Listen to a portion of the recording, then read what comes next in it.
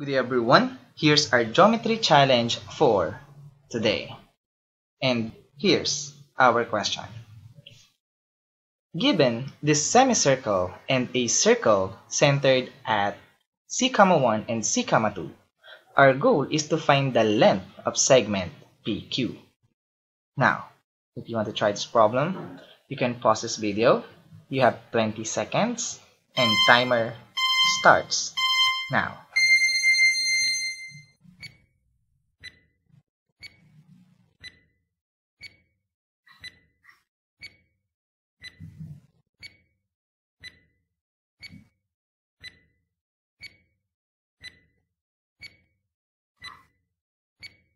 Time's up.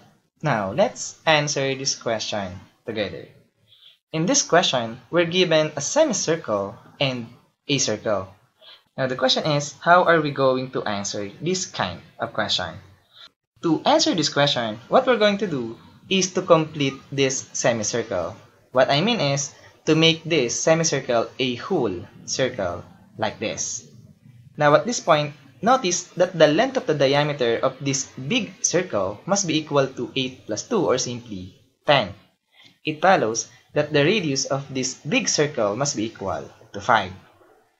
Now since we know the length of the radius of this big circle, therefore we can say that the distance from the center of this big circle to this intersection point must be equal to 5 minus 2 or simply 3 units. Now, let's connect the two centers like this. And we know the measure of this segment must be equal to 5 because this is just the radius of the big circle. Now, from the point of tangency, let's draw the radius of the small circle. Now, take note that this radius is perpendicular to the diameter of the big circle. The reason is the diameter of this big circle is tangent to the small circle. Now notice this right triangle right here. The hypotenuse is 5, one leg is 3, therefore the other leg of this right triangle measures 4 units. So this is the special 3, 4, 5 right triangle. And also take note that this 4 units is also the length of the radius of this small circle. So the length of the radius of this small circle must be equal to 4 units. Now at this point, let's extend this line connecting the centers of these two circles, like this. And also take note that the length of the segment from the center of the big circle to this point must be equivalent to 5 also, because this is just the radius of the big circle. Now, this is not hard to prove that segment PQ is bisected by this line connecting the centers of these two circles. Now, let the measure of this equal segment be equal to x. And now, we will use one theorem, which is called the chord-chord power theorem. Chord-chord power theorem states that if two chords of a circle intersect, then the product of the measures of the parts of one chord is equal to the product of the measures of the parts of the other chord. So given this figure, we can say that A times B equals C times D. Now, we will use this concept to answer this question or to find the length of this segment PQ. First thing is to focus on the big circle. Now, let's use the chord-chord power theorem. So, let this segment be equal to y, and since the radius of the big circle must be equal to 5, therefore the remaining segment must be equal to 5 minus y. Now, using the chord-chord power theorem, we can say that x squared equals y times 5 minus y plus 5 or simply 10 minus y. So x squared equals y times 10 minus y. Now, let's focus on the small circle. Since we know that the radius of the small circle is 4 and this segment is y, therefore the remaining segment must be equal to 4 minus y. Again, using chord-chord power theorem, we can say that x squared equals 4 plus y, this is 4 plus y, times 4 minus y.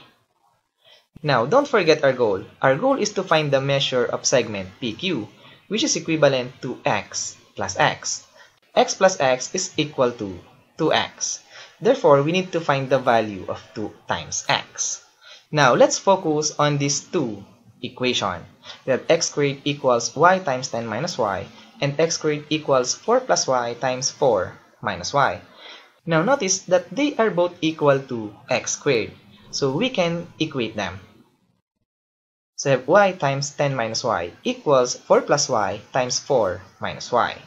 Now let's simplify the left hand side. This is just 10y minus y squared, and the right hand side is just 16 minus y squared. If we add y squared on both sides, negative y squared cancel out. This is just 10y equals 16. Divide both sides by 10. We have y equals 16 over 10, and 16 over 10 is simply 8 over 5. Now at this point, we have now the value of y. Now let's have the given equations again. Take note that we want the value of 2 times x, so we need to find the value of x. Now let's use one equation. Let's choose the first one. Now using this equation, we can solve the value for x. Because we know that y equals 8 over 5, so we can replace all y with 8 over 5. Now, 10 minus 8 over 5 will give us 42 over 5, and 8 over 5 times 42 over 5 will give us 336 over 25. Now, since we want the value of just x, what we're going to do is to take the square root on both sides. Now, since x is a side length, therefore, we need to consider the positive value for x. Now, let's simplify. 336 is just 16 times 21. And take note that 16 is a perfect square and 25 is also a perfect square. Therefore, we can simplify this expression as 4 over 5 times square root of 21. Now, we have the value for x, but we want 2 times x. Therefore, the length of PQ must be equal to 2 times 4 times square root of 21 over 5. And if we simplify this, we get that the length of PQ or segment PQ must be equal to 8 times square root of 21 over 5. Therefore, the length of segment PQ in this figure must be equal to 8 times square root of 21 over 5 units. And as always, we are done.